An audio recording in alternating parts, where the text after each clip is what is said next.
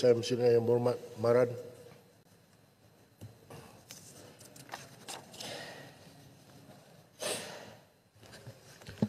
Bismillahirrahmanirrahim. Assalamualaikum warahmatullahi wabarakatuh. Salam sejahtera. Terima kasih Yang Berhormat Datuk Yang Ketua di atas kesempatan ruang untuk berikan kepada saya untuk membahaskan rang undang-undang perlembagaan pindaan yang berkaitan dengan kewarganegaraan yang amat luas untuk kita bahaskan. Datuk Yang Ketua, saya nak bertanya di mana Yang Berhormat Menteri dan Timbalan Menteri Dalam Negeri. Kita ni serius masalah negara ni. Di sini ramai pun pernah jadi kerajaan. Kalau tak ada menteri, biasa Timbalan Menteri ada. Speaker, terima kasih banyak. Yang Berhormat Datuk Yang Ketua, saya juga nak ambil kesempatan mengucapkan junjung kasih, menyembahkan junjung kasih kepada Raja-Raja Melayu kerana telah mengizinkan untuk rang undang-undang ini dibahaskan. Pindaan ini amat penting kerana ia akan menentukan bagaimana kita menguruskan isu-isu berbangkit tentang kewarganegaraan. Dalam masa yang sama, kita mesti memastikan identiti dan semangat cinta kepada negara berakar umbi dalam diri sesiapa yang ingin menjadi warga negara Malaysia. Taraf kewarganegaraan satu anugerah yang amat besar dan mulia kepada rakyat Malaysia dan kita mesti mempunyai jiwa besar untuk mempertahankan maruah negara. Datuk Yang Ketua, kewarganegaraan bukan sekadar dokumen semata-mata. Ia adalah anugerah besar yang membawa tanggungjawab dan pelbagai hak istimewa dalam negara kita. Namun, keprihatinan dan penghayatan terhadap nilai-nilai kewarganegaraan dilihat semakin berkurang dalam era globalisasi dan edakan informasi ini. Sebab itu, isu warga negara dikatakan letakkan di bawah bahagian 3 perlembagaan dan perlu dipertahankan. Ini dapat kita lihat Datuk Betul melalui isu-isu seperti kurangnya penghormatan terhadap institusi raja dan jata negara, pengibaran bendera secara terbalik, tindakan yang menjejaskan imej negara dan pergeseran antar kaum yang berpanjangan. Situasi ini mencerminkan perlunya kita memperkukuhkan semangat kewarganegaraan yang sihat, mempunyai amanah yang besar kepada negara. Datuk Yang Betul, saya ingin bertanya, berapa ramaikah warga negara Malaysia yang telah didaftarkan sebagai warga negara sehingga hari ini mengikut kategori kewarganegaraan melalui kuasa undang-undang dan yang kedua kewarganegaraan melalui pendaftaran. Oleh itu, pemberian kewarganegaraan kepada bukan warga negara tidak seharusnya dilakukan dengan mudah tanpa pertimbangan mendalam dan persediaan yang rapi. Maruah negara perlu jaga dengan teliti. Kita tidak boleh terlalu berlonggar dalam pemberian kewarganegaraan sehingga mengabaikan nilai-nilai asas yang membentuk identiti nasional kita. Peranan Menteri Dalam Negeri Datuk Yang cukup besar dan luas.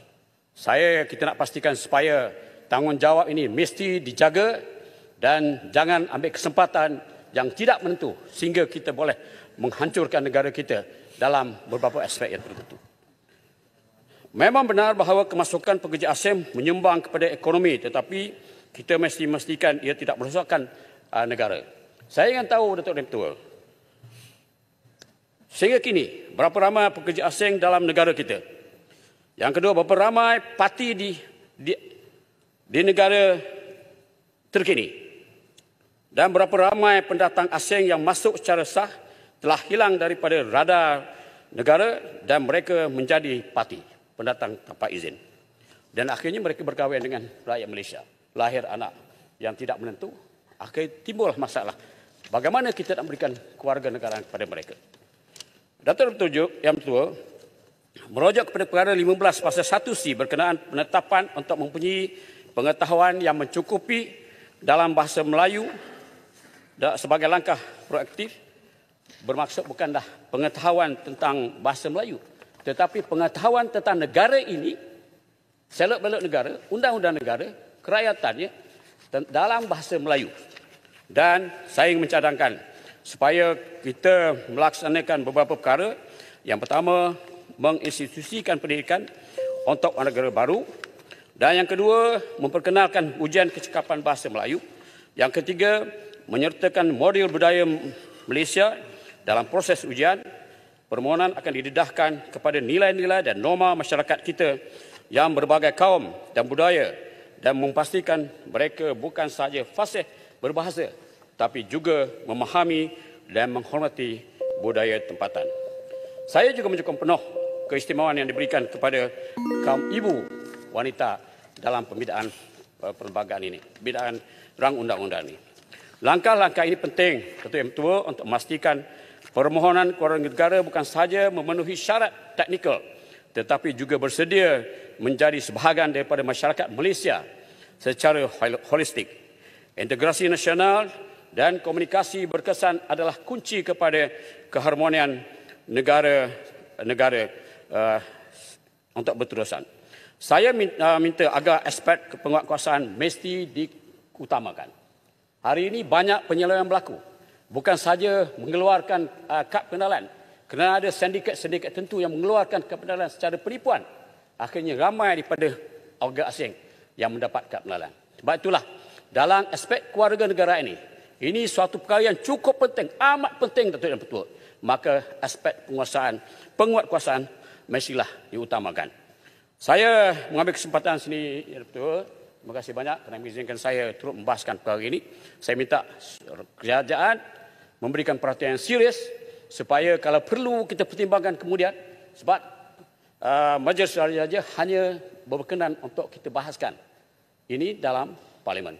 Dan ketentuan sama ada kita setuju secara cepat atau lambat terletak pada kita. Yang penting bagaimana kita memastikan supaya tidak lakukan kesilapan, akhirnya kita akan memusnahkan negara kita, Malaysia yang kita cintai ini. Saya mohon menyokong Datuk Yang Pertua. Terima kasih banyak. Wabillahi taufik.